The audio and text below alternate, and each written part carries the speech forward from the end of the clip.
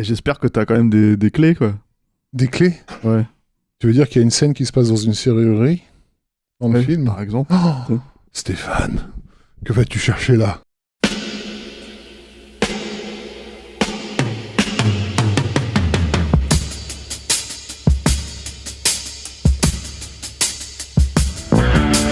Votre copain Jack Burton, il regarde l'orage bien droit dans les yeux et il lui dit: T'es si tocard que tu passerais pour un chef-d'œuvre de l'art moderne. Madame, je n'écrirai rien sur ce film, c'est une merde. Merde. Ce sont les gars qui se prétendent normaux qui vous déçoivent. Les dingues, ça ne fait jamais peur.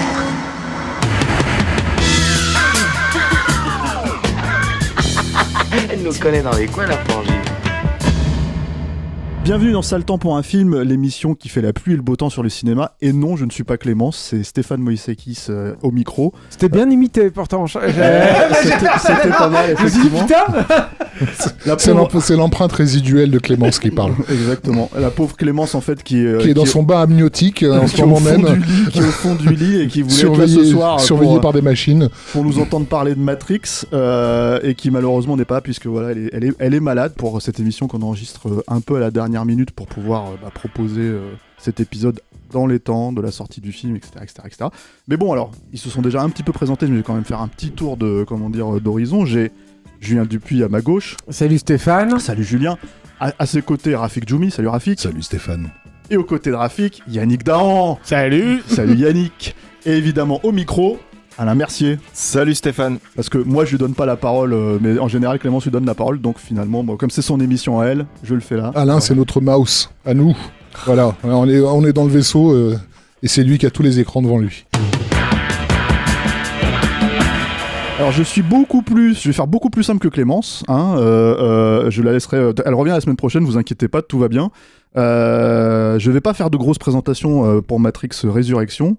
C'est juste un film réalisé par Lana Wachowski qui est sorti aujourd'hui au moment où on enregistre, donc le 22 décembre 2021. Et par contre, je vais garder en fait ce qu'elle fait d'habitude, c'est-à-dire je vais vous demander votre météo. Alors je vais commencer par toi, Julien. Oui, alors merci Stéphane Clémence. Stéphane tout court. Stéphane tout court.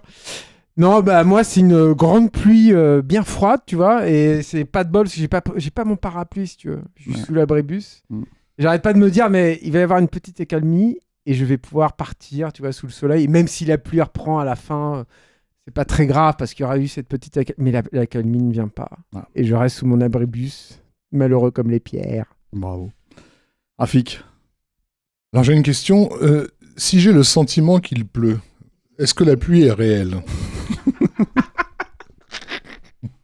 Il fait le malin déjà, direct, bim. Voilà, d'accord.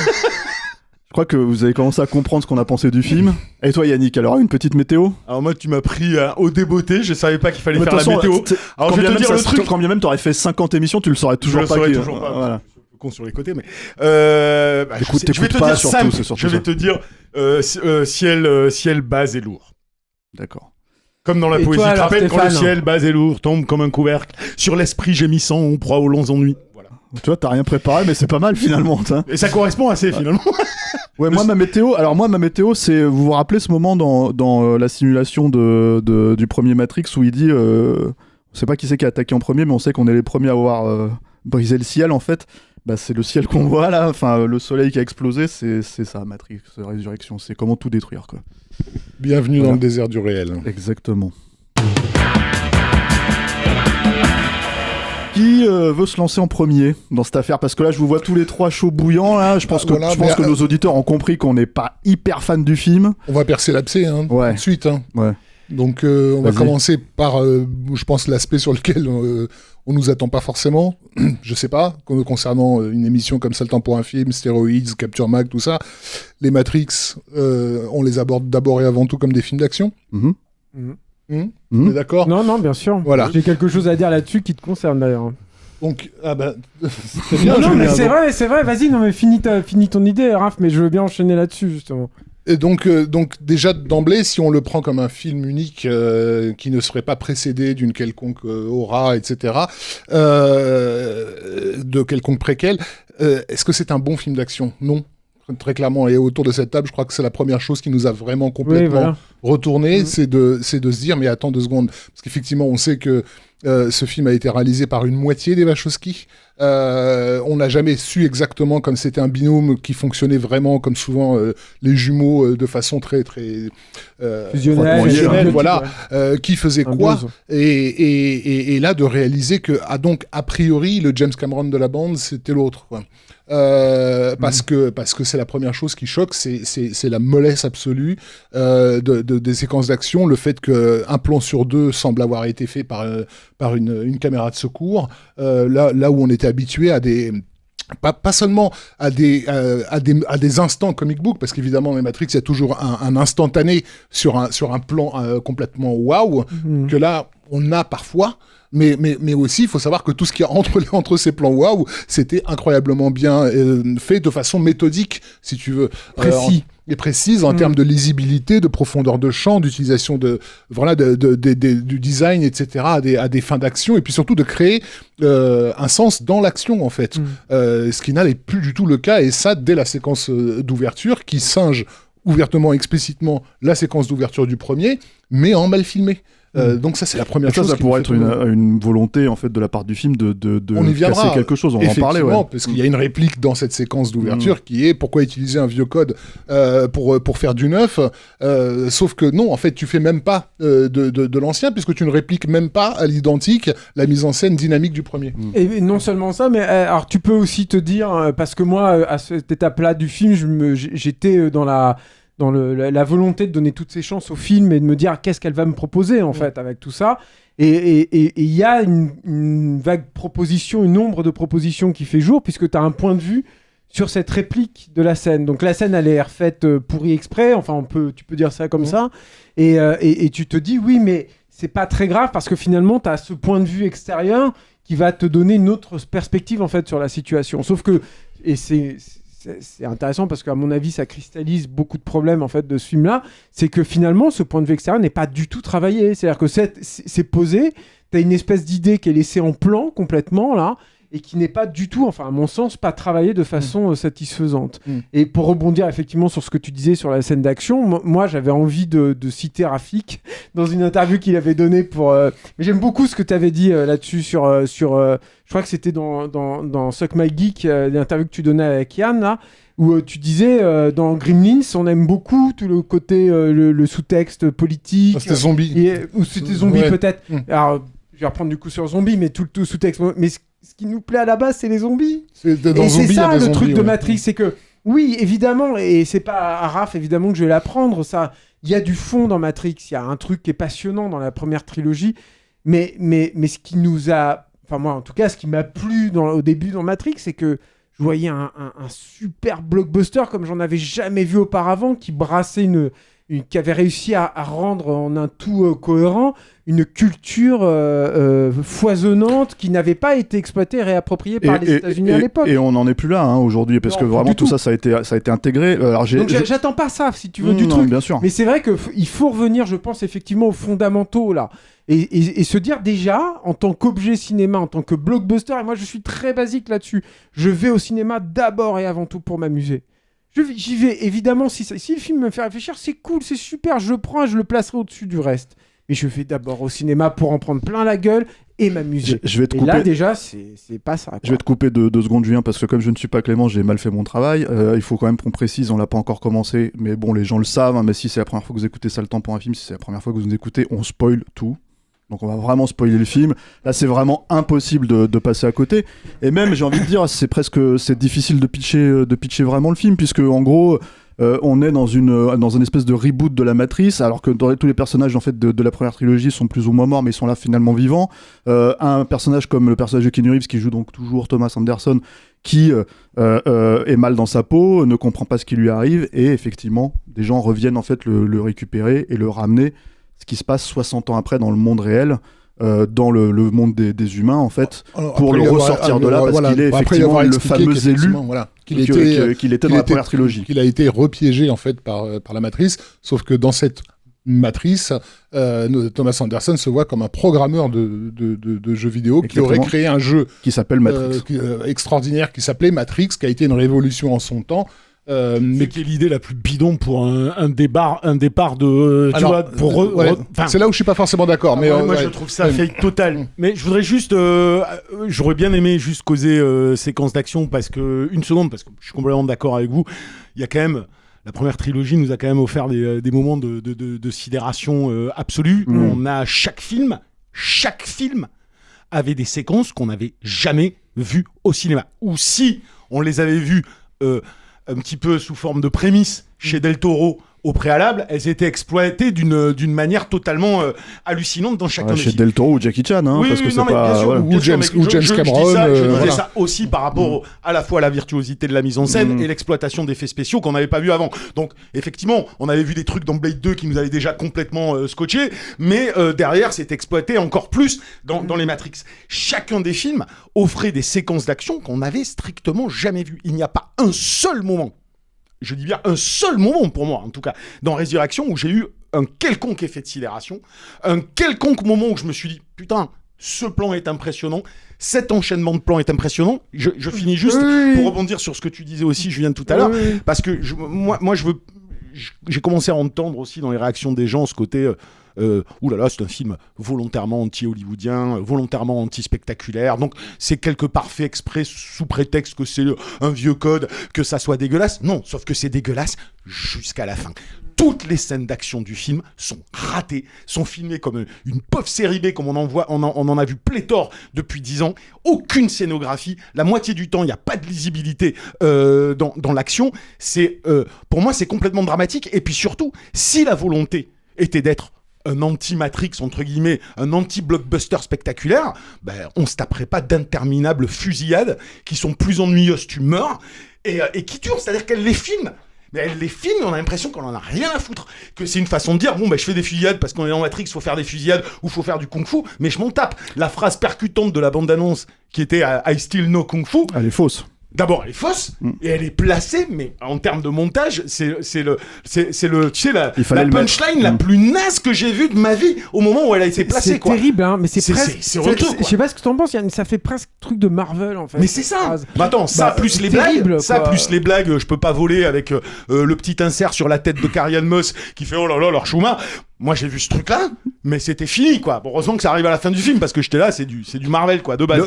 Ce que tu pointes en plus du doigt, Yannick, en fait, c'est très vrai, parce que dans le film, il y a cette volonté de refaire des plans, en fait, des précédents Matrix, tu vois. Donc, pas seulement dans la scène d'ouverture, hein, mais par exemple, dans le nouveau combat avec Monsieur Smith, il refait le plan, en fait, des coups de poing comme ça, qui étaient hyper impressionnants à l'époque, hein, quand tu le voyais vu du dessus. T'as pareil, l'hélico, en fait, qui balance ses douilles, et le problème, c'est que ces plans-là, en fait, tu les reconnais parce qu'ils ont existé et qui t'ont marqué à l'époque, mais en fait, là, tu les regardes, ils sont pourris, quoi. Ils sont beaucoup moins bien, c'est ça le truc. Un détail, et je vous laisse parler, un petit détail. Moi, j'ai même été choqué dans la scène de poursuite en bagnole, où en fait, t'as l'impression que c'est Gandalf Neo dans le film, c'est la seule chose qu'il fait, c'est tondre les mains pour... c'est ce moment, c'est une des rares grosses cascades du film. C'est je tape sur la voiture, et je te fais exactement le même plan que dans Hellboy. Exactement le même plan. Tu vois, alors quand j'ai vu ça, au bout d'un moment, je me suis dit, tu vois, l'influence de Del Toro est telle que même là où il n'y a pas d'idée, on va aller repêcher des idées de mise en scène dans un vieux Del Toro pour les recycler. Enfin, pour moi, c'est pas possible. Dans le podcast qu'on a fait sur West Side Story, on évoquait l'analogie entre le musical au cinéma d'action. Le cinéma d'action, ça fonctionne effectivement comme de la musique. C'est-à-dire que ces plans waouh qu'il y a dans les Matrix originaux, c'est comme une longue note tenue sur une guitare électrique, si tu veux. Sauf que si tu prends un truc légendaire de Jimi Hendrix, un solo absolument dément qui a marqué son époque. Oui, bien sûr qu'il y a des notes tenues, mais enfin, il y a toute la dynamique de notes avant et après, et cette note tenue, elle fonctionne parce que ça fait 1 minute que le mec est en train de taper comme un furieux sur sa guitare. Donc, en fait, si tu prends que les notes tenues de Jimi Hendrix, c'est juste totalement insignifiant. Bon. C'est pas mal. La problématique qu'on a, c'est ça, c'est que on a des instantanés qui se voudraient hyper iconographiques, très comic book, etc. Un beau ralenti sur une cascade impossible, mais t'es là, tu fais oui, mais ça sort d'où? J'ai rien eu avant. J'invite les gens. Il n'arrive pas à créer une montée en crescendo. Pour comparer avec un film des Wachowski, encore une fois, qui a été lui pour le coup traîné plus bactère que Jupiter Ascending, en termes de séquence d'action, la séquence de vol à travers la ville, elle était stupéfiante parce que c'était une construction musicale, tu vois, donc et pas juste des instantanés. Mais il y a cette problématique qui se pose. Alors vous ne l'avez pas vu, Spider-Man No Way Home qui est sorti la semaine dernière, mais il y a cette problématique que je me posais entre Spider-Man et Matrix qu'on a vu. Moi personnellement, j'ai vu la même semaine en fait, et de vraiment de me dire en fait, on parle de Reloaded ou on parle de Spider-Man 2, qui sont des films qui ont presque 20 ans maintenant et qui continuent à avoir des scènes d'action complètement dingues que tu peux revoir, même si tu peux te dire que certains effets ont vieilli, etc., vraiment impressionnantes, et ces films-là n'arrivent pas à proposer, et j'ai pas d'équivalent ces dernières années en fait de films qui arrivent à proposer quelque chose en fait qui participe de ce langage du cinéma pour essayer de proposer quelque chose de, à l'époque en tout cas, Fury Road a tué le game. Oui, voilà. Donc c'est vrai que... Mais ça va au-delà de la scène d'action, parce que c'est marrant quand le film cite le vieux film, les vieux Matrix, tout en ayant une petite ironie sarcastique quand même assez régulièrement, c'est-à-dire on s'en moque quand même de la première trilogie, elle se moque de la première trilogie. Elle la désacralise. Voilà, elle la désacralise, mais ça frôle des fois la moquerie au détour de 2-3 dialogues. Mais c'est l'hôpital qui se fout de la charité, parce que cette mise en scène qu'elle moque, ces effets dramatiques qu'elle moque, parce qu'à un moment donné, on se moque carrément de l'introduction de Monsieur Smith dans la première trilogie, de choses comme ça. Moi, là où probablement j'ai été le plus atterré en sortant du film, et c'était pas faute non plus de fantasmer dessus, donc au-delà des questions de scénar qu'on verra tout à l'heure, moi c'est la mise en scène globale du film. C'est pas que les scènes d'action. J'ai trouvé le film moche, je n'ai pas trouvé un plan original que j'ai pas vu ailleurs. Ça va jusqu'à réutiliser, et là on va rigoler entre nous, mais ça va jusqu'à réutiliser les effets de style d'un autre réalisateur qu'on adore et dont on critiquait ces effets de style il y a 10 ans c'est chez Peter Jackson, ces espèces de ralentis dégueulasses en post-prod, en post-prod, les plans avec le soleil qui perce à travers les vitres, on les a tous vus 1000 fois mieux filmés dans la première trilogie. Il y a même pas une idée de mise en scène dans ce film-là qui peut lui permettre de prétendre être plus novateur que la trilogie dont il s'inspire. Et ça me terrifie. Effectivement, là, ça a déjà commencé sur le net. Avant même la sortie du film, les gens avaient réussi, bien sûr, à le voir. Et il y avait déjà des discours allant dans le sens de « oui, mais c'est normal et c'est voulu que les séquences d'action soient pourries, parce que c'est au cœur du projet post-moderne du film. » Mais à ce moment-là, tu te dis, si c'était effectivement le cas, si les séquences d'action étaient faites pour être pourries, parce que dans la séquence d'ouverture, je le dis parce qu'on n'a pas forcément le temps de le voir, mais il y a littéralement un panneau de restaurant qui s'appelle « For those people who like to eat shit ». Donc, si on le prend comme une note d'intention, effectivement, en pleine séquence d'action, qui est la première séquence d'action du film, c'est lorsque Bugs tombe dans le vide, en fait, elle s'accroche à un panneau Anderson, comme par hasard, et en fait derrière tu as ce panneau For those people who eat shit, qui lui permet de pas tomber sur le sol, elle tombe dessus, quoi. Bref, même en restant dans cette logique, ça voudrait dire que le reste des séquences, celles qui proposeraient autre chose, c'est-à-dire seraient elles réalisées de façon supérieure. Je pense notamment à la première scène de dialogue important entre Thomas Anderson et Tiffany qui se révèle être Trinity. Cette séquence-là, elle participe au cœur du projet, tu vois, de ces retrouvailles, on va dire, et pourtant elle est filmée effectivement avec les sempiternels légers travelling circulaires qu'on voit dans toutes les séries télé aujourd'hui. Donc il n'y a aucune dynamique de scénique à ce niveau-là non plus. Donc c'est un problème vraiment de...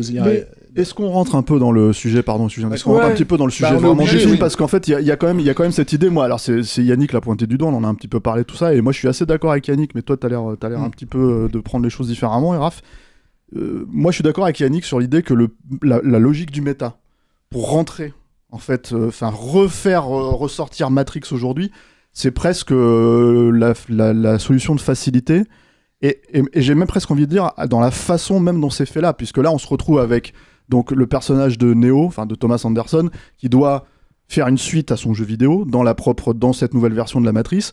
Et en fait, il a les exécutifs de Warner qui viennent, en fait, si tu veux, lui dire alors, on a fait des études marketing, ça s'appelle M4, tu vois, pour Matrix 4, tu vas devoir faire tout ça, etc. Joué par Christina Ricci. Oui, qu'ils ont dirigé dans Speed Racer. Donc, ça ressemble clairement à ce qu'on pourrait supposer, et j'imagine que c'est ce qu'elle a vécu aussi, hein, Lana Wachowski, en fait, quand on lui a proposé de faire Matrix 4, c'est-à-dire des études de marché.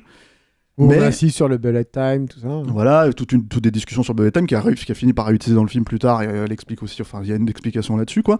Moi, je trouve ça personnellement, déjà, je trouve que c'est le côté ronge-tête. Moi, je suis content quand le film il sort de ça. Vraiment. C'est-à-dire que quand il l'arrête d'expliciter le truc. Le méta ne s'arrête jamais. À cause du caractère effectivement explicite. Moi, là où je suis pas d'accord, c'est que. C'est surtout qu'on n'est pas dans la narration, en fait. C'est que lorsque la trilogie s'est conclue, donc voilà, déjà sur un plan narratif, elles étaient parvenues à un point indépassable.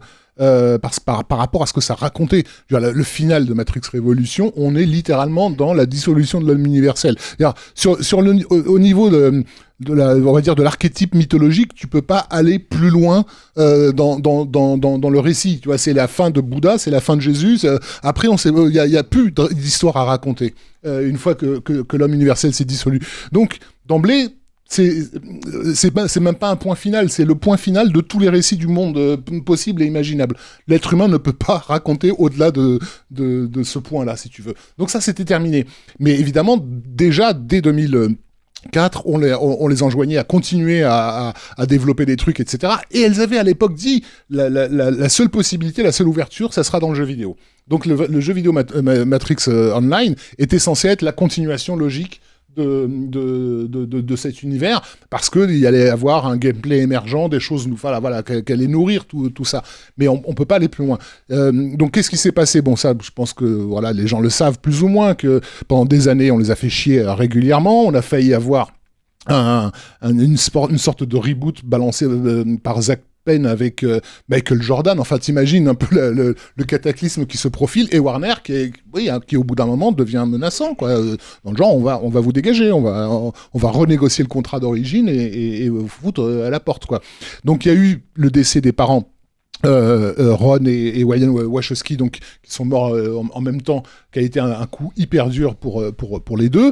Et effectivement, Lana a déclaré à cette époque-là qu'elle avait eu, dans une nuit d'insomnie, elle était repartie là-dedans, parce que pour elle, c'est une façon de revisiter un passé confortable, de reconnecter, de l'époque où ses parents étaient vivants. D'ailleurs, pour Lily, c'est exactement l'inverse. Lily, c'est exactement l'inverse. Je veux pas retourner là-bas, voilà. Alors, il faut préciser ça, hein, elle n'est absolument pas, son nom n'est pas dans le générique. Et quand je dis son nom n'est pas dans le générique, il n'y a même pas un remerciement, rien. Il y a d'autres Wachowski, je sais pas, j'ai pas regardé exactement qui étaient les membres de la famille. Il y a évidemment une dédicace aux parents qui on peut considérer assez touchante, hein, puisque en fait la dédicace dit à la fin tout commence par l'amour, quoi. Mais c'est dans le sujet du film, on va dire. Mais le nom de Lily n'est pas du tout là. Et effectivement, Lily a précisé, elle a dit moi je ne vois pas l'intérêt de me relancer dans un truc que j'ai déjà fait. Et en fait, à ce stade de ma vie, je ne vois pas pourquoi je continuerai à bosser pour ce genre de truc. Et donc, effectivement, comment tu développes à partir d'un point absolument final ? En fait, tu reviens à la source, c'est-à-dire tu reviens à toi. Donc, l'idée de revenir au créateur, c'est-à-dire au personnage joué par Keanu Reeves, qui a généré cet univers complet, terminé, fini, et qui des années plus tard, est amené à contempler en fait sa création et de se dire au fond, est-ce que je me suis émancipé ? Est-ce que je me suis libéré ? Est-ce que non, il est toujours prisonnier, tu vois. Donc il y a ça à prendre en compte, je pense, dans la biographie de Lana. Donc c'est un film autoréflexif à ce niveau-là. Et le jeu vidéo, parce que c'était censé être le domaine dans lequel Matrix pouvait spontanément se développer, et aussi l'impact que ces films ont pu avoir dans la société et ce que la société a décidé d'en faire. C'est quand même des films qui ont j'ai beaucoup écrit là-dessus, qui pour moi ont toujours été des happenings artistiques visant justement à proposer à son public un moment d'entière liberté créative, c'est-à-dire avec cette fameuse idée de free your mind, quoi. Enfin, genre, libère-toi. Oui, on vit dans un monde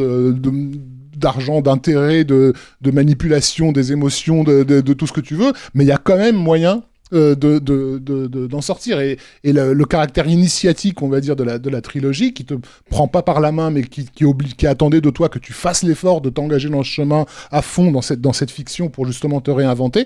Qu'est-ce que ça a donné ? Bon, ça a donné ça. Ça a donné effectivement Warner qui est sur le point de... Comme on dit, voilà, le capitalisme est quelque chose qui réussit toujours à reprendre et à redigérer sa propre contre-culture, quoi. Et c'est effectivement, Matrix est devenu... au fil des ans, un objet par lequel on peut te réemprisonner. Alors, il y a un point qui est intéressant dans ce que tu dis aussi, c'est que, et peut-être Alain qui a toujours le micro là va peut-être me confirmer, quoi. Il se trouve que, je crois, hein, Alain, on a essayé à un moment donné peut-être de faire un marathon de la trilogie, oui. Voilà. Et en fait, apparemment, dans la période de sortie du film, ce n'est pas possible. Marathon pour Warner aujourd'hui, ça veut dire le premier Matrix et le quatrième Matrix. Et en fait, le 2 et le 3 ne doivent pas être considérés et pris en fait dans la promotion globale en fait de la sortie du 4. Ce qui veut dire que je pense que ça vient du fait que en gros ils ont peur d'avoir des réactions similaires à celles d'il y a 20 ans quand Matrix Reloaded est sorti notamment, et le fait que tout le monde a chié dessus, parce qu'il faut quand même rappeler que c'est un film qui s'est fait traîner dans la boue, quoi.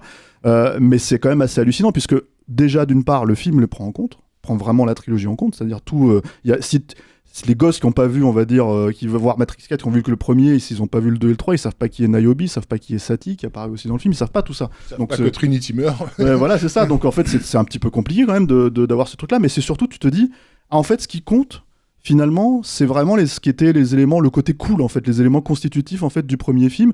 Et mine de rien, moi, c'est un peu le problème que j'ai, c'est que je trouve qu'en fait, on reste en surface. Même si le truc est traité, on reste énormément en surface de ça. Avec justement l'idée que, par exemple, il y a des idées que moi je trouve, il y a des idées qui sont plutôt bien, tu vois, c'est-à-dire l'idée, donc je spoil, que Morpheus est mort parce que ça se passe 60 ans après, mais que finalement le Thomas Neo en fait le recrée dans un programme, l'assimile à l'agent Smith, et en fait en gros si tu veux le faire venir pour lui dire ok c'est toi qui vas me libérer, en gros de la même manière que tu m'as libéré, voilà, mais que ce soit un programme, c'est plutôt intéressant. Le problème, c'est qu'on se retrouve avec un mec qui joue le pimp, tu vois, en désacralisant la logique, en fait, si tu veux, de la théâtralité, on va dire, du Morpheus interprété par Laurence Fishburne. C'est ça, je vais pas aller aussi loin, moi, graphique, j'en aurais pas les armes et j'ai pas cette connaissance, j'ai pas poussé à ce point-là l'analyse, mais c'est vrai qu'il y a cette autre problématique fondamentale, à mon avis, dans ce film de Crotte, qui est que, en fait, t'as des pistes comme ça qui, parfois, peuvent te sembler intéressantes, et celle-ci en fait partie. Mais rien n'est poussé à son... C'est-à-dire que Matrix... Ou trop, en fait, dans une mauvaise direction, quoi. J'en sais rien, en fait, si tu veux, parce que le truc, c'est que c'est un truc dont on parlait tous les deux en sortant de la Projo, Steph, mais c'est-à-dire que t'as quand même la sensation que, oui, pourquoi pas, moi, je trouve qu'il y a des amorces de choses ou d'idées qui sont pas inintéressantes. Et notamment dans la scène d'action finale, Yann disait tout à l'heure que tout était pourri, etc. Moi, je sais qu'il y a un tout petit moment, en fait, dans le film où j'ai eu à la fois un moment d'euphorie de scène d'action, où je me suis dit, putain, il y a un truc qui est en train de se passer là, je m'attendais pas du tout à ça, qui rajoute du danger direct en fait sur les protagonistes, et qui visuellement est plein de promesses, et qui est cet instant où en fait tous les habitants de la matrice de la ville, les deviennent eux-mêmes des espèces d'armes humaines, on va dire comme ça, de kamikazés, qui vont se précipiter en fait dans une perte totale pour devenir les obstacles. L'exécution. Et ils se mettent à se jeter comme ça des fenêtres. L'idée, elle est super. Mais t'as l'exécution, quoi. Voilà, alors, j'ai ça le problème, hein. J'ai eu ce petit moment, je me suis dit, putain, il se passe un truc génial, quoi. Où il y a un truc où enfin, ce qu'elle essaye de me dire depuis le début prend sens dans une scène d'action, dans un truc qui n'est pas juste un dialogue entre des personnages, et porteur en promesse, en fait, de scène d'action.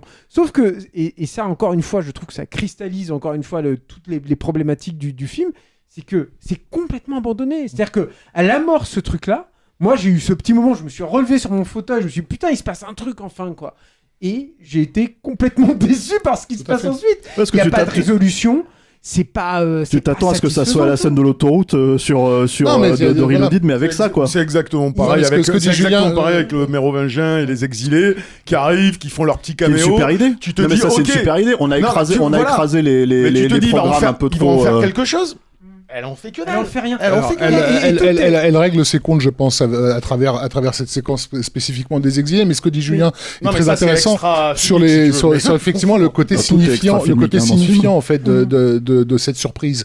Ce qui est signifiant avec ces bots, c'est que c'est des gens normaux, on va dire, enfin censément les gens normaux de la matrice, qui tout d'un coup deviennent préprogrammés et deviennent un danger pour ce que représentent Neo et Trinity. Donc une façon de pointer du doigt plus ou moins explicitement au public, de se dire attention, vous êtes le danger, potentiellement le danger. Vous êtes ce qui est en train de détruire. Vous n'êtes plus les victimes. Voilà. Et ça, c'est passionnant aujourd'hui. Ce qui est en train de détruire ce que symbolisait ce couple, c'est-à-dire à l'époque une possibilité de libération, une ouverture à un chemin que vous avez emprunté ou pas. Donc tu l'as rappelé, Matrix Reloaded et Révolution ont été conchiés avec une violence inouïe parce qu'il y avait une portion de la population qui a refusé ce chemin. Quoi. Je pense que en plus, si tu veux, à mon avis, cette scène-là, elle m'a provoqué quelque chose. C'est exactement ce dont on parlait avec Steph et tout en sortant, parce qu'elle a vécu Speed Racer, les sorties de Speed Racer, de Jupiter Ascending, de Cloud Atlas et tout ça, qui ont été justement en plus complètement, même des deux Matrix, des deux suites de Matrix, qui ont été justement complètement rejetés par ce public qui va après à côté plébisciter les Marvel. Et qui est plus ou moins enfermé dans cette figure du geek qui travaille avec Thomas Anderson, qui a l'air de connaître par cœur sur le bout des doigts l'univers et ses résonances, et qui en réalité est un obstacle. Mais c'est un des problèmes du film pour moi, c'est-à-dire que si vous restez jusqu'au bout du générique, et nous on est resté jusqu'au bout du générique, voilà, je crois que toi Yannick t'es pas resté ce matin. Non, moi j'ai zappé la fin. Voilà, mais c'est terrible. Ça. C'est une scène très bizarre parce que en fait, en gros, donc ils reviennent dans le bureau où ils sont en train de brainstormer sur le potentiel de Matrix 4, quoi.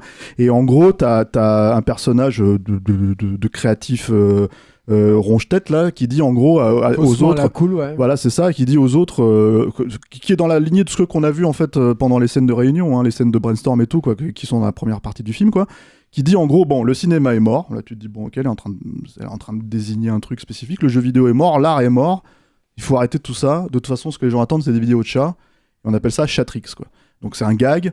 Tu sors avec ça, t'es censé avoir la banane, tu vois, etc., etc. Sauf que là, nous, on regarde cette scène et on se dit, mais c'est quoi cette note d'intention ? C'est-à-dire que, comme tu l'as pointé du doigt, Julien, c'est-à-dire, tu peux penser que quand elle est dans le méta, en fait, quand elle dit à quoi ça sert, en fait, de faire du neuf avec un vieux code, ou etc., etc., c'est une manière de critiquer la façon dont les films se font aujourd'hui, c'est-à-dire la pop culture est redigérée.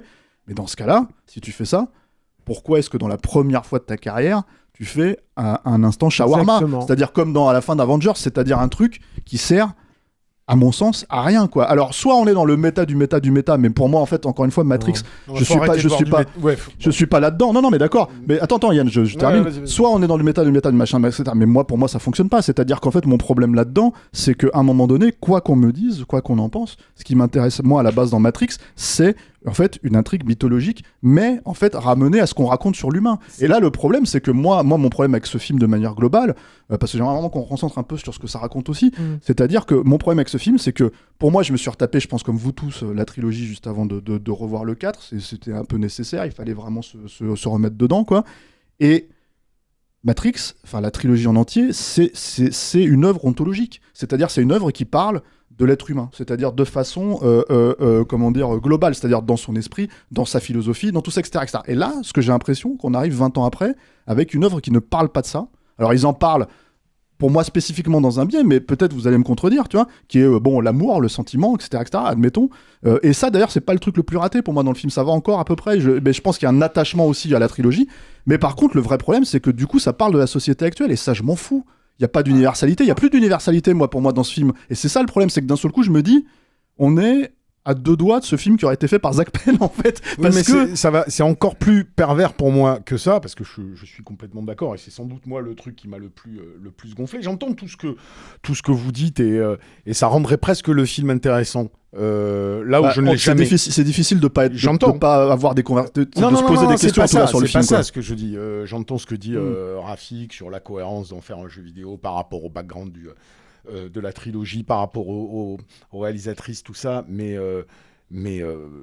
si tu veux, moi, au niveau de la narration, au niveau du film global, j'ai trouvé ça extrêmement bas du front. C'est-à-dire que je ne veux même pas aller décoder du méta, là où pour moi le méta est réduit à sa plus simple expression, où tout est surligné. Mais on en parlait avec Rafik tout à l'heure, il m'avait dit un truc très juste, il me dit c'est comme s'il sentait le besoin d'expliciter tout ce que la trilogie première n'explicitait pas, et le dire très clairement pour finalement, une fois qu'on a évacué, donc vous avez bien compris, ça c'est le réel, ça c'est le jeu, ça c'est la fiction, tout en faisant systématiquement doubles phrases en fait. Ce que je veux dire par là, c'est que je suis d'accord, c'est la surface, c'est une critique de la société, ça a perdu l'universalité des questionnements qu'il y avait dans la première trilogie, et pas simplement sur l'être humain, sur le réel, sur l'imaginaire, sur la perception, sur la vue, la foi, enfin tout ça mixé, si tu veux, Baudrillard et Bible, ça avait une densité, c'était quand même une œuvre avec une perspective gnostique, il y avait énormément de choses, une richesse thématique hallucinante, et qui posait la question de au-delà de réalité imaginaire, c'est la question du réel, qu'est-ce qui est fondamentalement, et qui sommes-nous par rapport à ce qui est. Moi, ce qui m'emmerde dans celui-là, au-delà du simple fait qu'ils se contentent de faire des vannes sur les marketeurs, sur Hollywood, sur tout ça, enfin, je pourrais voir ça dans n'importe quelle autre comédie sarcastique américaine. Je veux dire, il y a même pas une profondeur là-dedans. Ce qui m'emmerde le plus, c'est que j'ai l'impression qu'en fait, ça donne du biscuit à tout le monde, et c'est schizophrène. C'est-à-dire, je me fais le chantre de la critique de la société de consommation, et je te fais des blagues à la Marvel. Je vais aller juger tel et tel truc sur le spectaculaire, le blockbuster hollywoodien, mais je tourne mes scènes d'action comme de la merde. Je vais faire semblant d'avoir un discours profond sur certaines choses, et à la fin, je suis complètement soumis au discours dominant. Je veux dire, qu'est-ce que c'était les Matrix? C'était nous vivons dans une matrice. Enfin, quelque part, il y avait une dimension profondément contestataire qui était de dire, ouvrez les yeux. À défaut d'ouvrir les yeux, c'était ouvrez votre foi et ne vous fiez pas simplement à votre perception des choses. Ça te retournait le cerveau. C'était un putain de caillou dans une chaussure. C'est pour ça que ça déstabilisait les gens sur Reloaded, sur Révolution, parce que tout d'un coup, on les confrontait à énormément de choses, à leur intelligence, à leur perception des choses, à leur idéologie. Là-dedans, on te fait mine d'être critique et d'être malin en disant regarde Warner, problème de Warner c'est les marketeurs, enfin mec, il te finance entièrement, te finance entièrement, donc c'est de la fausse critique, c'est de la fausse subversion, c'est un faux pamphlet qui en plus à la fin rentre dans le rang tout ce putain de film. Et calme-toi Yann. Non mais je le dis parce que sur le coup ça m'a vénère, c'est que je suis ressorti, je me suis dit mais à quel moment j'ai été dérangé, à quel moment j'ai réfléchi, à quel moment ça m'a déstabilisé, à quel moment ça m'a vraiment posé des questions. Alors, je finis. Comme je peux le lire à droite à gauche, mais c'est pas un Matrix, c'est une jolie histoire d'amour. Ouais, c'est une jolie histoire d'amour, si vous voulez. Si vous voulez, Néo et Trinité, super, ils se font des bisous à la fin, c'est génial.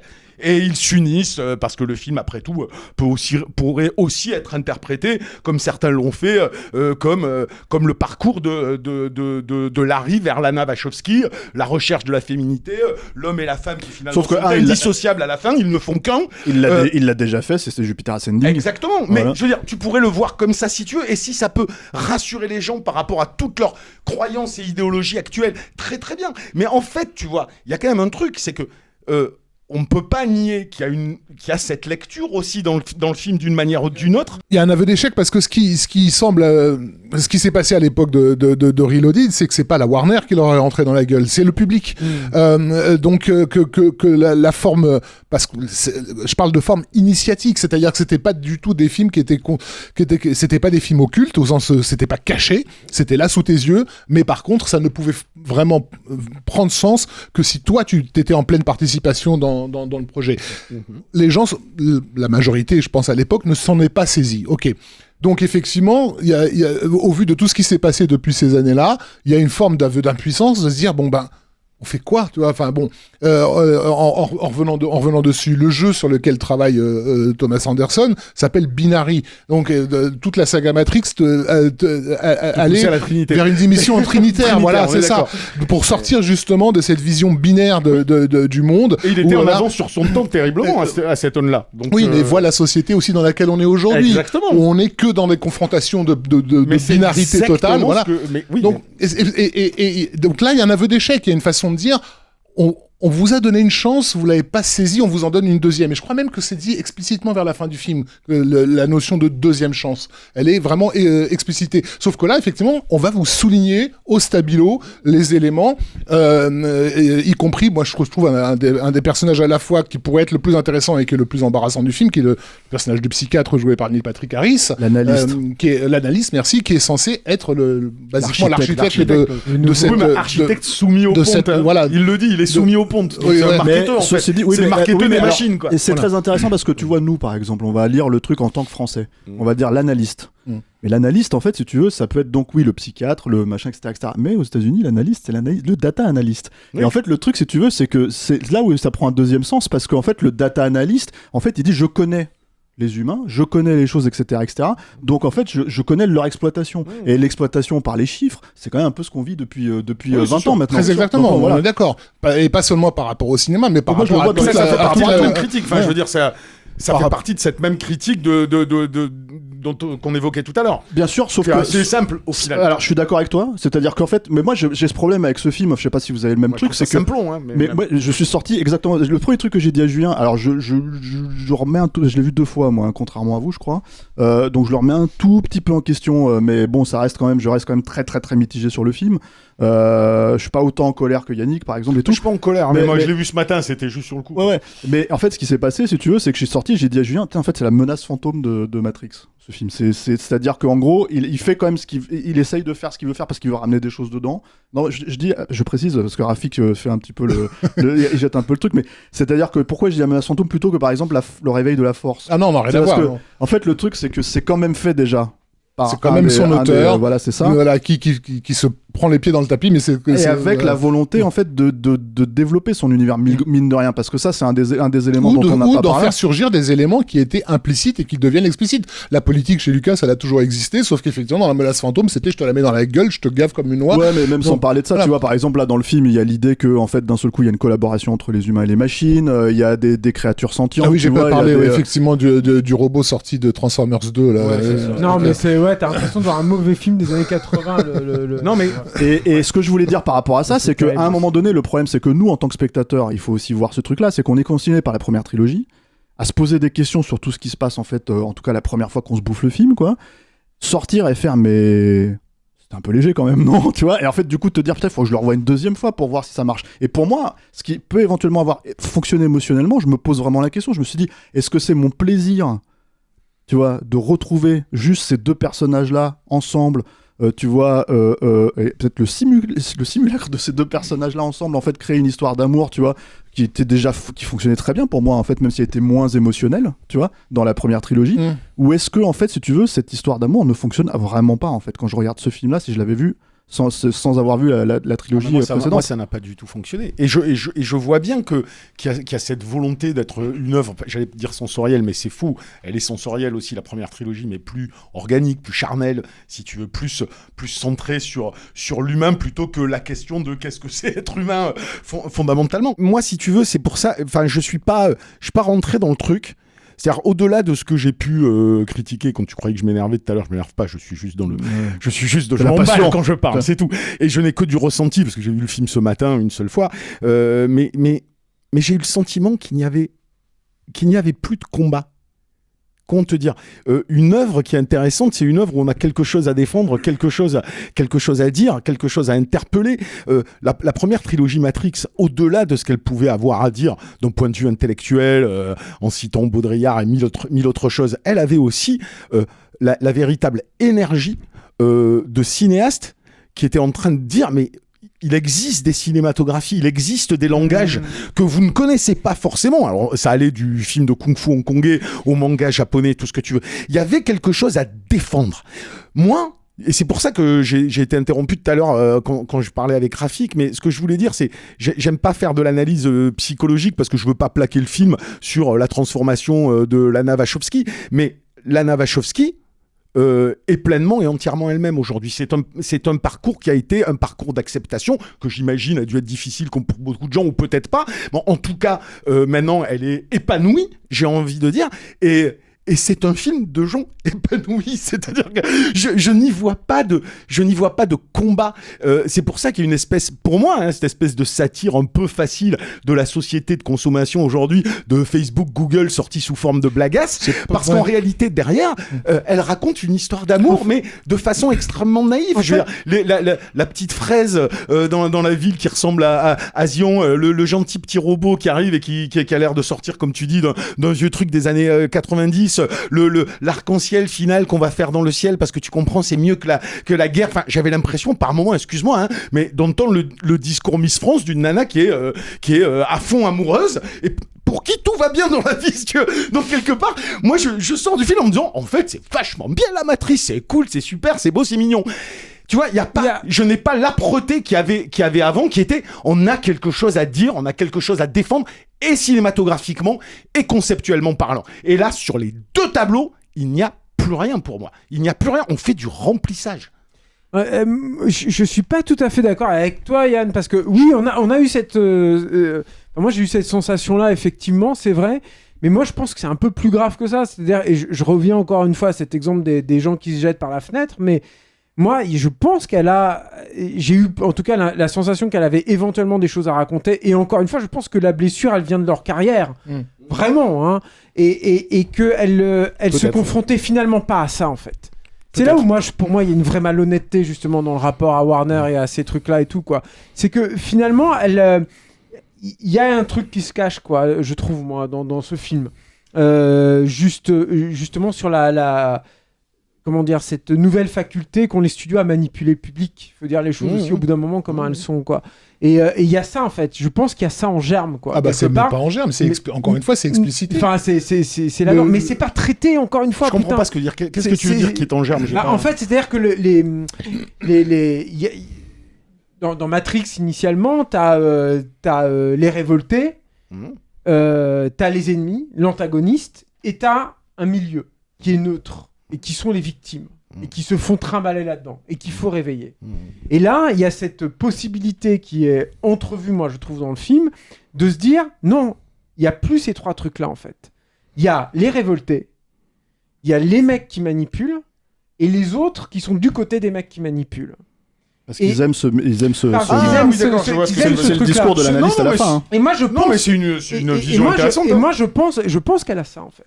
Et je pense que, parce qu'elle est... Lana Wachowski, comme sa sœur, hein, d'ailleurs, hein, elle l'avait déjà déclaré et tout, elles sont sur le déclin. C'est-à-dire que c'est très compliqué, hein, pour elles, aujourd'hui, leur carrière. Elle est sur le point de s'éteindre. Ça, j'entends. Après tout ce qu'elle... Et ça, je pense que c'est un mais truc... Mais ça manque de vénéritude sérieux dans la façon de le dire. Hein. C'est juste que c'est pas assumé, en fait. C'est pas assumé, et encore une fois, c'est pas assumé. Et de la même façon, si tu veux, elle a déclaré, Lana, et c'est un truc que moi, je trouvais dans Cloud Atlas, et un petit peu dans la première saison aussi de Sense8 que j'aime beaucoup, et la suite c'est une autre histoire, mais la première saison, qui était de chercher une autre forme. C'est-à-dire de dire, nous on était sur un cinéma qui était extrêmement storyboardé, travaillé, cadré, machin et tout, et Lily qui était obsédée par l'idée de symétrie par exemple, et on essaie d'être dans... D'ailleurs elle a changé de directeur de la photo aussi pour ça, hein, maintenant, et d'être dans quelque chose de plus impulsif, d'essayer de capter une espèce de beauté naturelle plus immédiat, on va dire. Ou de moins exigeant. Un truc comme ça. Non, mais pourquoi pas? Il y a un cinéma magnifique qui s'est développé autour de ça. Je vais pas reciter Terrence Malick, mais c'est tellement... Enfin voilà, pour être plus évident, voilà. Et puis ça pourrait être une bonne façon, en fait, ça aurait pu être aussi une bonne façon de régénérer la licence, en fait. Surtout en particulier avec l'évolution des outils numériques qu'elles avaient déjà mis en place aujourd'hui. On sait qu'aujourd'hui, avec les outils numériques et la nouvelle façon de capter le réel, justement, il y a quelque chose, je pense, moi, à travailler autour de ça.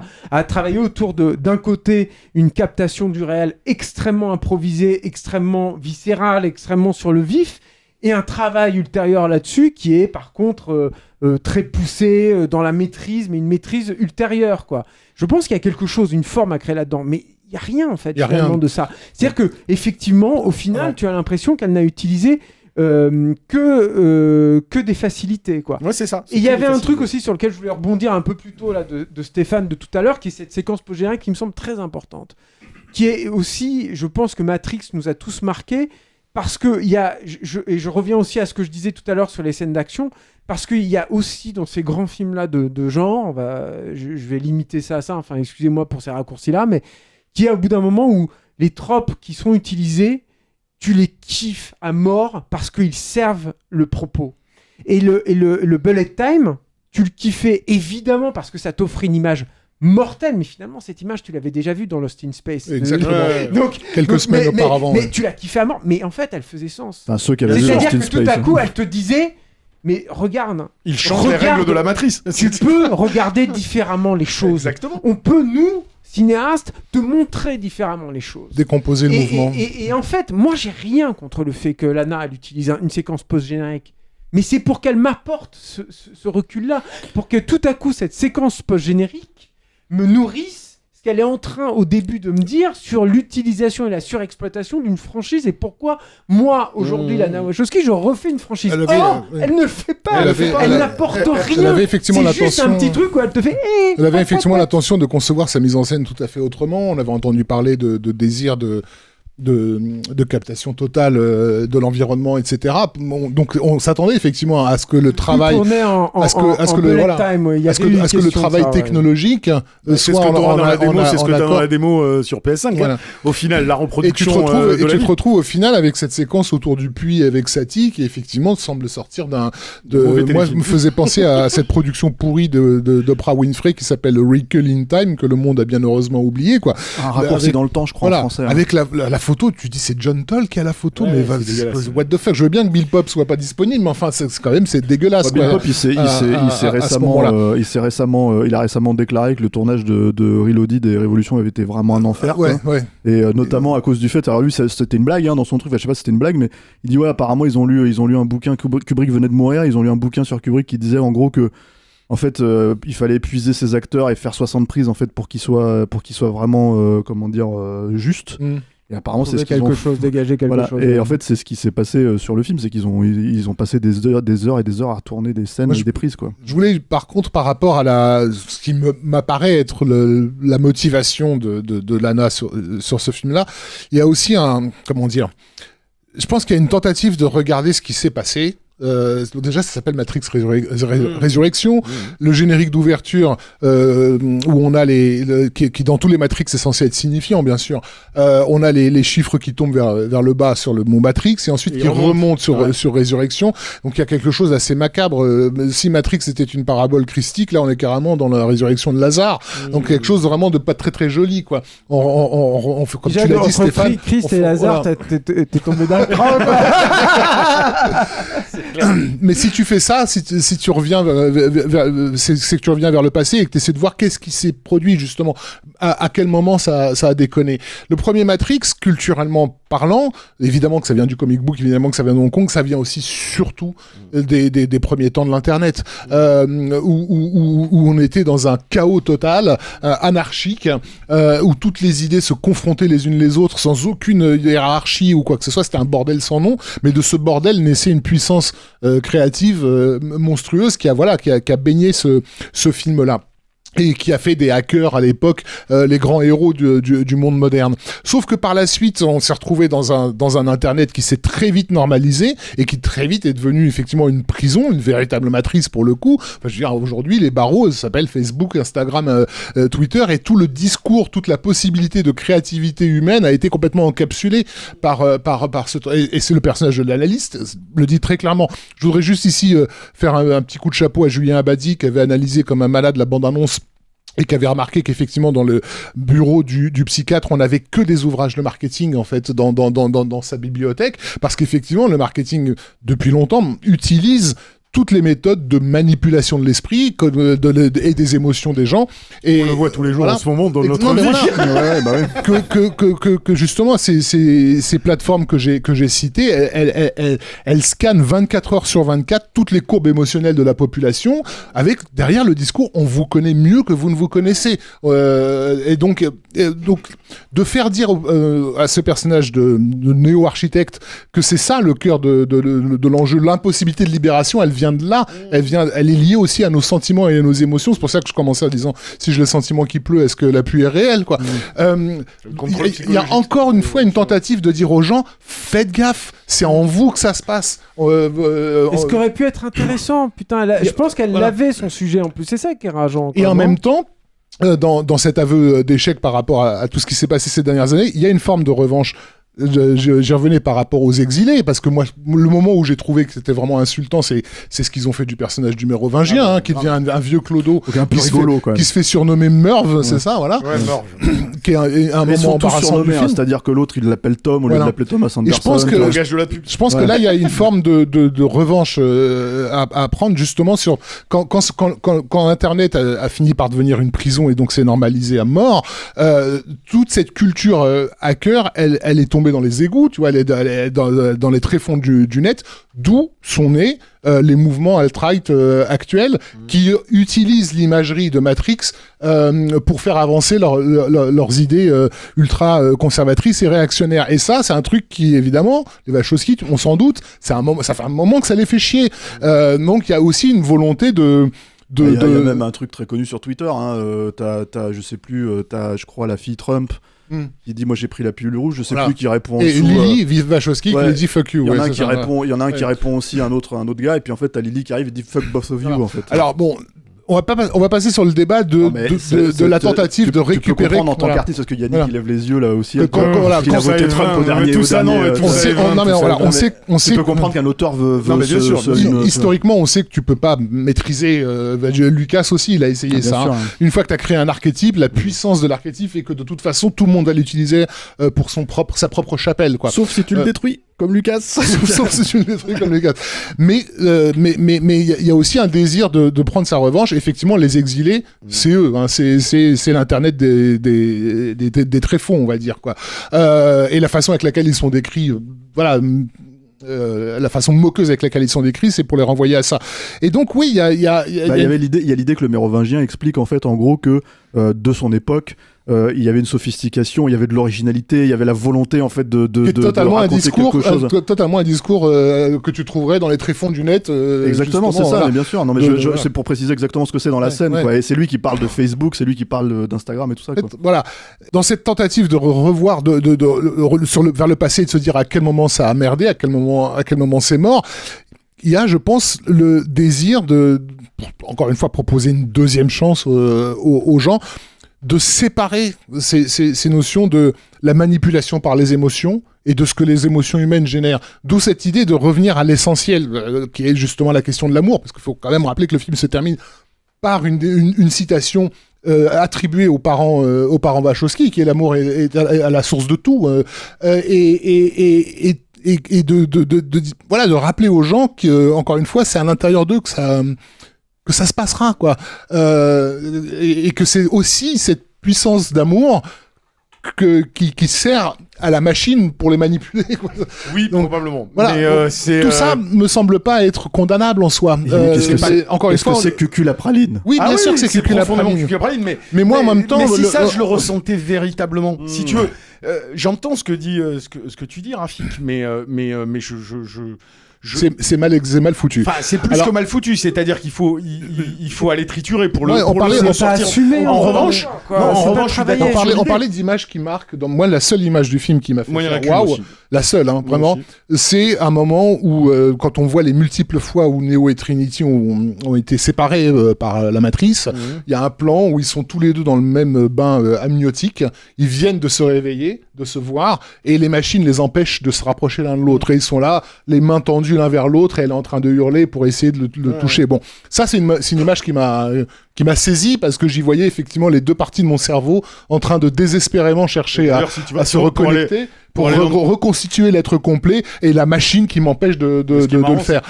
Pour aller exactement dans ton sens, c'est marrant parce que le moment que moi j'ai préféré, enfin le seul moment qui m'a procuré un minimum d'émotion dans le film, c'est exactement la même chose, mais pas dans cette scène. C'est au moment où ils essayent de se rapprocher, et où ils sont entourés des flics, des militaires dans une espèce de bar. Bon, alors, parce que là, pour le coup, c'est pour moi la seule fois dans le film où il y a une construction de la mise en scène qui crée un véritable crescendo qui amène à la libération de Trinity, qui tout d'un coup se rappelle qu'elle est Trinity. Et là, ça marche. Tu vois, là, tout d'un coup, j'ai eu le petit frisson. Et je l'ai regretté d'autant plus que ça n'ait pas été exploité, que là, il y a quelque chose quand même que moi, je trouve intéressant. Je n'en fais aucune analyse, je te laisserai la faire, Rafik, parce que t'as plus réfléchi sans doute que moi. Mais moi, cette scène-là m'a rappelé certains Raoul Walsh des années 50, certains films des années 50-60 où il y avait une volonté de blinder d'humanité le cadre. C'est-à-dire que le cadre est surchargé de gens, tu vois. Là, c'est l'enfer est à lui auquel tu penses. Probablement l'enfer est à... C'est la scène de la prison qui est traumatisante. Non, pas que celle-là. Il y a aussi le film avec le boxeur. Gentleman Jim. Gentleman Jim, voilà, où t'as quasiment tous les cadres du film qui sont blindés de personnes comme ça. Donc il y a aussi cette question d'humanité. Alors, humanité qui oppresse ces deux personnages, où tu peux les considérer eux-mêmes comme des programmes de la matrice. Donc effectivement, j'en vois pas, si tu veux, cette notion de meute, c'est ce que tu disais, toi tu l'interprétais, Julien, comme étant quelque chose qui pouvait signifier la soumission quelque part des gens à cette matrice-là. Moi je sais pas ce qu'elle a voulu faire avec cette notion de meute, mais c'est pas que la meute des gens qui se jettent tu vois, des immeubles, c'est qu'il y a 2-3 scènes comme ça où elle blinde le décor de personnages, et qui ne sont pas forcément des personnages humains. Mais je trouvais ça visuellement intéressant, et je trouvais ça dommage que ça ait pas été exploité davantage. Y a un truc dont on n'a pas parlé, enfin on en a un peu parlé, mais moi je trouve que ça participe de l'aspect méta, mais justement qui est à mon sens qui était plus intéressant et où t'as l'impression qu'il se passe un peu quelque chose, même si la scène visuellement est assez dégueulasse. C'est vraiment la scène dite bullet time en fait, c'est-à-dire vraiment on s'arrête et on te raconte en gros tout le truc à travers l'utilisation du bullet time. Et en fait, je sais pas ce que vous en pensiez vous, quoi, mais moi c'est le seul moment où je me suis dit d'accord, en fait, parce que la logique du bullet time, c'est qu'il faut quand même rappeler, c'est que en fait c'est une vraie logique narrative. On te prend un effet visuel comme ils l'ont fait assez régulièrement, hein, les Wachowski dans leurs films, quoi, et on te prend un effet visuel et on lui donne une vraie signification narrative, et c'est ce qui a fait que tout le monde a bloqué. Et un effet visuel hérité de la naissance même du cinéma, c'est-à-dire de la notion de décomposition du mouvement. Voilà. Et donc en fait l'idée dans la même logique méta, mais qui n'est pas justement forcément de la désacralisation, quoi, pour le coup, c'est vraiment de dire ok, donc moi je sais, enfin le personnage de l'analyse dit je sais en fait que un de tes exploits c'était ça dans la précédente matrice, donc je l'utilise en fait à ce moment-là pour t'expliquer que moi je te contrôle par rapport à ça. Et là tu te dis pourquoi pas, c'est intéressant, ça va pas beaucoup plus loin, c'est ça qui est malheureux, quoi. Mais c'est vrai que en fait c'était une des scènes où tu te dis là normalement à ce moment-là, si le film était bien fait, voilà, ça serait une vraie putain de scène impressionnante, quoi. Et parce que ça mène à quoi en fait? Qu'est-ce que ça te propose? J'y pense parce que ça mène à la scène dont parle Yannick aussi, puisque à ce moment-là il y a aussi ce blocage là en fait.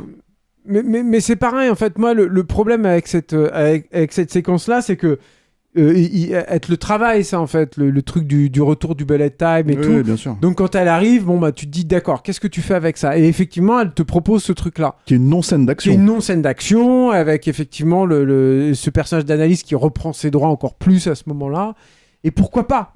Mais là moi je suis ouvert à tout, mais encore une fois donne-moi quelque chose au bout du chemin. Propose-moi quelque chose. Ne te contente pas juste de casser ce qui était placé auparavant. Parce que, enfin, je sais pas ce que t'en as pensé du coup, Rafik, de ça, mais à quoi bon en fait? C'est vraiment la sensation que ça va donner, quoi. Tu te dis mais à quoi bon? Pourquoi tu fais ça en fait? C'est embarrassant, mais effectivement, il y a rien qui est amené. Et encore une fois, il y a un caractère cérébral évident là-dedans, mais il y a pas, encore une fois, il y a pas l'exécution. C'est là où tu dis effectivement, cérébral et un peu fake aussi. Moi, je maintiens encore. Je ne l'ai vu qu'une fois. Je le remettrai par exigence personnelle, mais c'est un jeu de fausse piste intellectuelle. En fait, il n'y a pas une cohésion. Moi, le seul truc, c'est ça, le seul truc cohérent que je vois du début jusqu'à la fin, c'est à part cette satire du monde contemporain et cette notion de finalement l'amour devient avec l'union des deux ce qui va déstabiliser les règles de la nouvelle matrice. C'est quand même très bas du front. Franchement, tout le reste, c'est des trucs. C'est comme si on était là en conversation et qu'on lançait des concepts philosophiques à moitié et qu'on n'allait pas jusqu'au bout, quoi. Tu vois, presque, ouais. Moi, je veux pas avoir la prétention de résumer la démarche, mais c'est une façon de dire aux gens, attention, votre passion et votre amour pour Matrix est aussi un outil de contrôle. Oui, c'est ça. Ça, d'accord. Mais c'est pas si clair que ça. Excuse-moi, je veux dire, s'il faut en aller, aller décoder un quart de l'image, un tiers de dialogue, c'est pas si clair que ça. Ça ne sonne pas comme une évidence, en tout cas. Alors du coup, moi ça ne sonne pas comme une évidence, pardon, Steph, mais parce que encore une fois, tu n'as pas de finalité, c'est-à-dire que tu n'as pas, tu ne débouches pas sur un autre truc. C'est-à-dire que, comme l'a rappelé Rafik, et comme j'ai essayé de le dire tout à l'heure, le bullet time, c'est une mise en perspective de l'outil cinéma.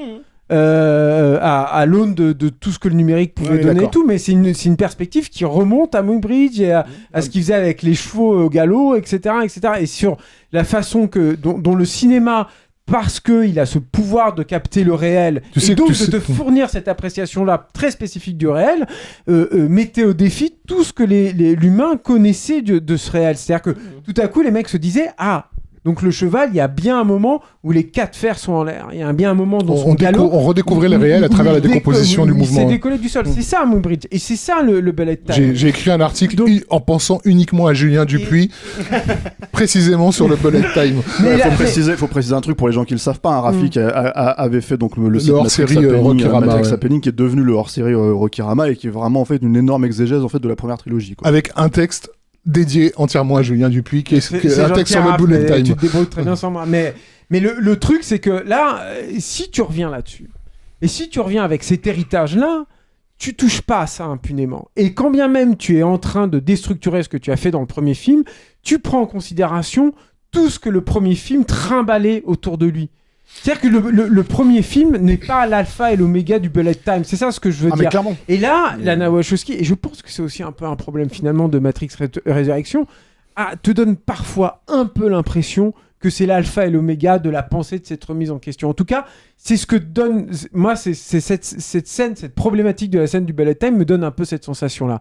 C'est-à-dire que si elle avait réfléchi, si elle était remontée totalement à la source, aux origines du bullet time, là je pense qu'elle aurait donné quelque chose. Sauf que finalement, elle reste à la surface des choses. Il le faisait, et elle reste à la surface de ce qu'était le bullet time. Alors qu'elles l'ont fait dans Speed Racer. Et c'est ça qui est dingue. Voilà, parce que la fin de Speed Racer, on a le cheval de Muybridge qui défile à côté de la voiture, quoi. Exactement. Mais toujours une histoire d'exécution. Et de jusqu'au boutisme. C'est ça aussi, moi, le problème avec ce film. Je pense que voilà, tout le monde y pense, mais personne ne l'a cité. Highlander 2. Non, j'y pensais pas, mais c'est pas mal. Quelle horreur. Mais le final du film, c'est quand même effectivement une note d'intention qui est assez facile à décrypter, puisque donc ils sautent tous les deux dans le vide. Et c'est Neo ne peut plus voler, mais en réalité c'est Trinity qui vole. C'est l'élu en fait. L'élu, ouais. Voilà, donc entre-temps évidemment Larry est devenu Lana, et donc du coup c'est cette partie-là maintenant qui permet de soulever tout ça. Mais en termes d'exécution, tu as la pauvre Carrie-Anne Moss qui est accrochée à son câble dans le vide et qui est toute ridicule, le cul en l'air, et qui rappelle effectivement Christophe Lambert à la fin de Highlander 2, quoi. Outre et ça, c'est pas un problème d'implication émotionnelle, c'est un problème tu te rends compte du ridicule de l'image que tu m'offres à ce moment-là. En termes de cohérence, tu parles de bullet time au-delà de ce que vous dites sur les origines du cinéma, je suis complètement d'accord. Le bullet time dans le film, et même métaphoriquement. Le bullet time, c'est une boulette de viande avec la caméra qui tourne autour, là. C'est la boulette. Et le bullet time, c'est aussi, qu'est-ce que c'est dans l'histoire du Neo de Matrix? C'est quand même le mec qui, tout d'un coup, transcende les règles de la matrice. C'est-à-dire qu'il casse les règles de la matrice, il est capable de faire des choses qu'on ne faisait pas avant, ce qui cinématographiquement est intéressant, parce que quelque part, cassant la matrice, faisant des choses de super-héros dans la matrice, le cinéma étant devenu un cinéma qui a standardisé ce qui était un cassage de règles dans Matrix, il l'a rendu règle normative du cinéma aujourd'hui. T'es dans une impasse si tu te dis de quelle manière aujourd'hui je vais réinventer la façon de déréguler la matrice. Et quelque part, quand tu te retrouves dans cette scène où l'autre lui explique et lui dit mais ton bullet time, j'en ai rien à cirer parce que maintenant je le contrôle, bah ça tue toute la fin en fait. Parce que quelque part, le fait même... Aveu d'échec. Oui, c'est ça, aveu d'échec. C'est-à-dire le fait même de voler n'est théoriquement pas cohérent par rapport même à la logique de cette matrice qui voudrait que si je maîtrise le bullet time, en réalité je maîtrise toutes tes tentatives de casser des règles ancestrales. En fait tu n'y arriveras pas. Je pense que c'est la finalité, c'est que c'est impardonnable de faire un film comme ça et d'être stérile. Tu peux pas être stérile. C'est pas possible. L'essence même en fait de Matrix, et c'est dans le titre, hein, c'est d'être une matrice. C'est de produire quelque chose, de générer quelque chose, de te proposer quelque chose. Et là, on est face à un film qui détruit, qui tente de s'amuser avec les règles et de te proposer, de te montrer pourquoi il faut s'amuser avec ces règles-là, mais qui est dans une incapacité totale, en fait, de surmonter tout ça. Alors, et d'aller au-delà de tout ça. Et qui, dans sa scène post-générique, te dit, au fond, on va finir avec des chats. Ouais, avec des vidéos de chats. Des vidéos de chat, c'est pas la même chose parce que c'est ça. C'est terrible. Heureusement que je l'ai pas vu cette scène. On va boucler, messieurs, parce que voilà, ça fait quand même maintenant plus d'1 heure qu'on parle, même 1h10 quoi. Et moi, je vais finir par dire juste un truc. Et je sais pas si vous allez être d'accord avec moi, mais moi, je sais que j'avais une attente assez énorme, non pas en fait parce que le film existait en soi, c'est-à-dire que même si je suis un énorme fan de la trilogie originale et que c'est des films qui comptent énormément dans ma cinéphilie, mais parce que je sais que la bande-annonce me proposait quelque chose où je me disais je ne sais pas de quoi ça va parler. C'est-à-dire vraiment il y avait ce truc où je me suis dit la première, la deuxième étaient beaucoup plus. Et ça devient. Voilà. Et le problème en fait c'est que finalement en fait je suis sorti du film avec cette impression de on n'est pas au niveau, et là je parle vraiment en termes de ce que, pas forcément qualitatif en fait visuellement ou tout ça, mais je parle vraiment de thématiques et de ton et de tout ça. On n'est pas au niveau de ce que Marvel ou par exemple ou J.J. Abrams font avec Star Wars, ce genre de choses, mais on est quand même finalement dans la version la plus conformiste de ce que Lana Wachowski, de ce qu'un Wachowski pourrait faire de Matrix. Et c'est ça finalement qui est assez... C'est le plus triste pour moi. Voilà, qui est assez... Pour moi, c'est un film qui rentre dans le rang.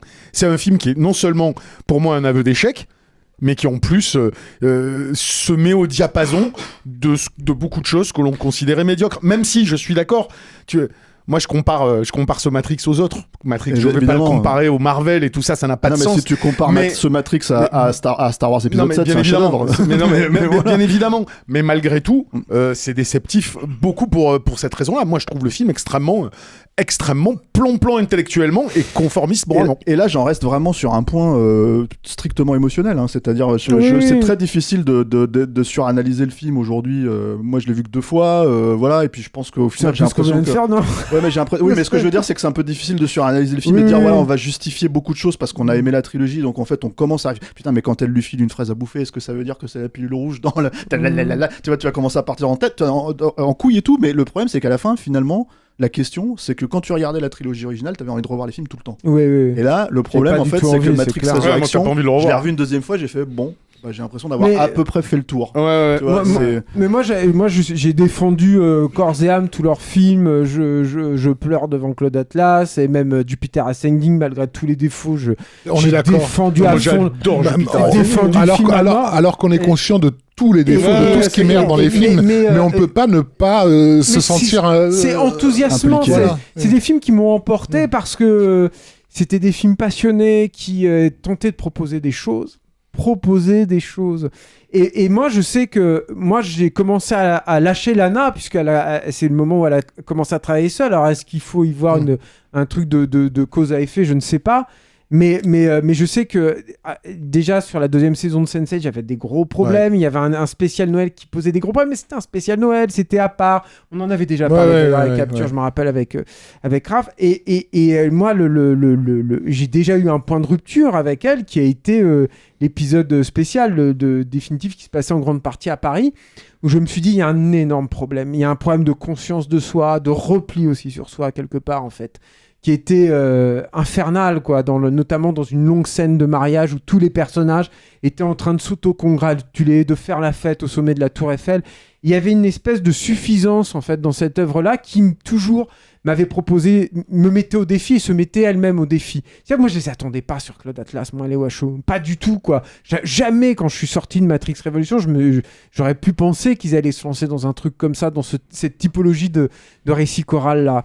Et là, en fait, et moi, Matrix Résurrection, quand le projet a été lancé, je l'ai regardé de façon un peu dubitative. Moi, j'étais juste content qu'il fasse quelque chose. Déjà, j'étais content qu'il fasse quelque chose, puis j'étais content, mine de rien, je suis un fan aussi, quoi. J'ai eu grosse réserve, moi, notamment sur Evolution et tout, mais en même temps, je suis quand même un fan et tout, donc j'avais envie d'y croire, quoi. Et effectivement, la première bande-annonce, notamment avec ce travail sur les projections du premier film, qui pour le coup est un truc que je n'avais pas vu et qui était riche en promesses. Et ben là, ils m'ont bien niqué la gueule, les mecs de la promo qu'on voit en fait dans Résurrection et tout, parce que je pensais justement que, par exemple, ça, on n'en a pas parlé de ça, hein, mais des projections des films et tout, je me suis dit, elle va faire quelque chose avec ça. C'est obligé. Tu joues sur une suite où tu projettes les trucs derrière. Je m'attendais à un travail au corps sur ce qui est une suite, un peu comme Retour à le futur 2 avait pu travailler au corps sur je te reprojette des scènes du premier et je travaille et tout ça. C'est une simple visualisation pour dire que l'univers de Matrix existe dans cette nouvelle Matrix.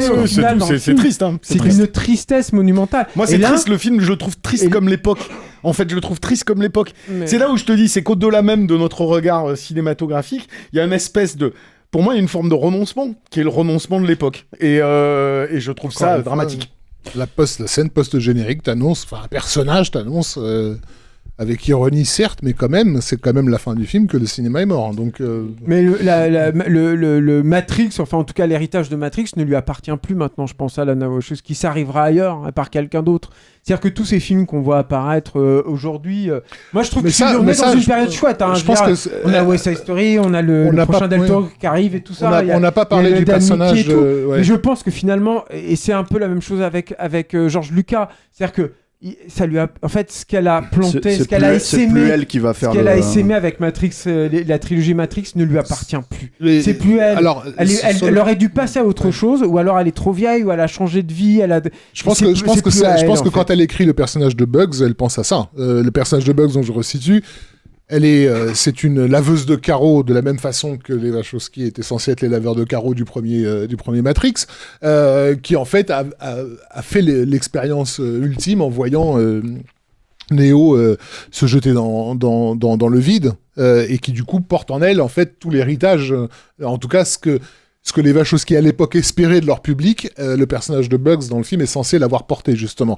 Sauf que la malhonnêteté fait qu'elle ne lui accorde pas la place qu'elle mérite à ce et voilà. personnage-là, je trouve, personnellement, non? Oui, mais pour rebondir sur ce que tu disais, ça viendra d'ailleurs, ça viendra d'une autre personne, de DJ voilà, Abrams. d'une laveuse de carreaux actuelle. Elle est vachement charismatique, cette actrice. Moi, Ouais, elle est super, c'est mais- celle que j'ai préférée. Et C'est celle que j'ai préférée. Et elle a un des trucs où c'est vrai que tu te dis, si jamais il y aurait, parce que potentiellement on peut penser qu'il y aura une nouvelle trilogie, même si je doute que le film soit un carton, quoi. L'idée, c'est que oui, ça devienne un personnage un peu plus important, quoi, dans les suites, quoi. Bon, je pense qu'on va s'arrêter là, messieurs, parce qu'on a malheureusement assez tiré sur l'ambulance sur laquelle on ne voulait pas tirer. Hein, donc voilà. Cette semaine, on a peut-être donné quelques éléments aux gens. En une heure et voulais quelques. pas s'attirer sur l'ambulance. tu veux dire que ça fait 1h20 qu'on n'a pas donné d'éléments, c'est ça?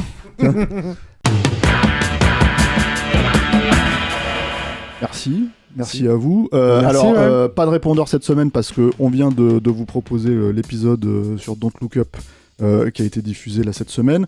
Donc on vous invite à laisser votre avis par message vocal sur Don't Look Up d'Adam McKay que vous avez découvert sur Netflix et sur Matrix Résurrection qui est en salle donc depuis le 22 décembre. Donc du coup moi je vous dis merci à tous, hein. Merci Julien, merci Rafik, merci Yannick, merci Alain et merci à Clémence en fait, et on lui fait un gros bisou parce que voilà là, elle est vraiment bon rétablissement Clémence. Et finalement tu nous as quand même pas mal manqué dans cet épisode, quoi. Donc merci à tous, bonne fête, et puis on se retrouve la semaine prochaine avec 2 épisodes, hein, je crois, c'est ça Alain, un sur Kingsman première mission et un autre sur Belle de Mamoru Soda. Voilà, bonne fête.